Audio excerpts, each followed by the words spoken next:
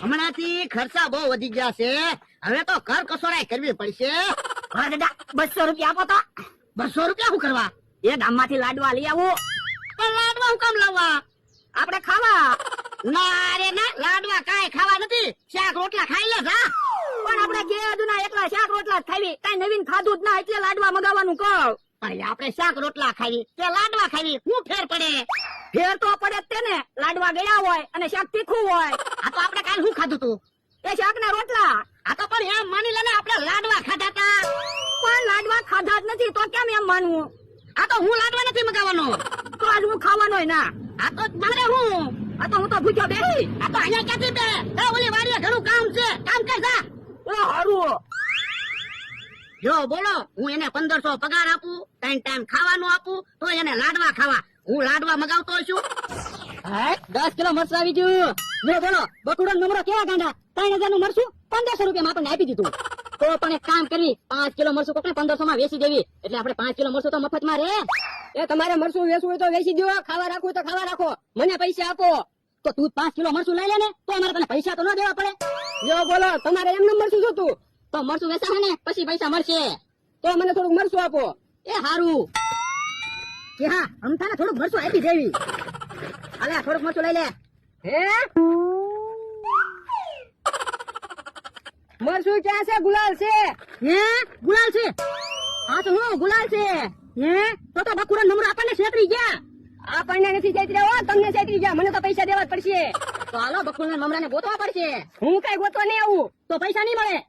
એ હારું હાલો, તમારે આજે જવાય જ નહીં. ભાઈ હવે અહીંયા નો ઉભું રહેવાય હો.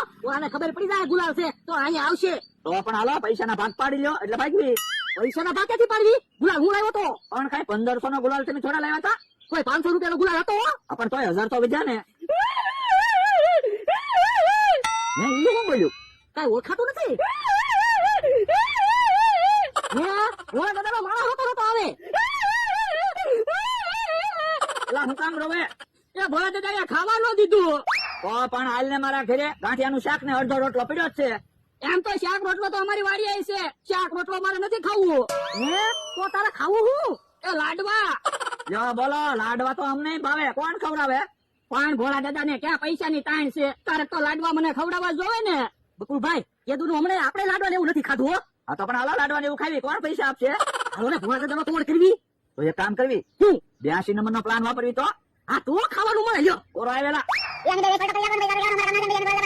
લ્યો એ હારો તો હાલો. હે મારો માણસ કેમ પાછો આવ્યો?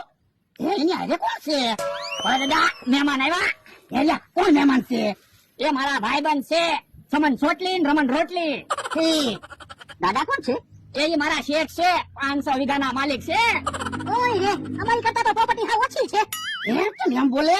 એ બે બહુ પૈસા વાળા છે, મારા ભાઈબંધ છે. તારી પાસે તો પૈસા નથી તો એ તારો ભાઈબંધ છે. હા એવું થોડું હોય, પૈસા વાળાના ભાઈબંધ ગરીબ હોય અને ગરીબના ભાઈબંધ પૈસા વાળા હોય. આ ઈ હા શું તારું?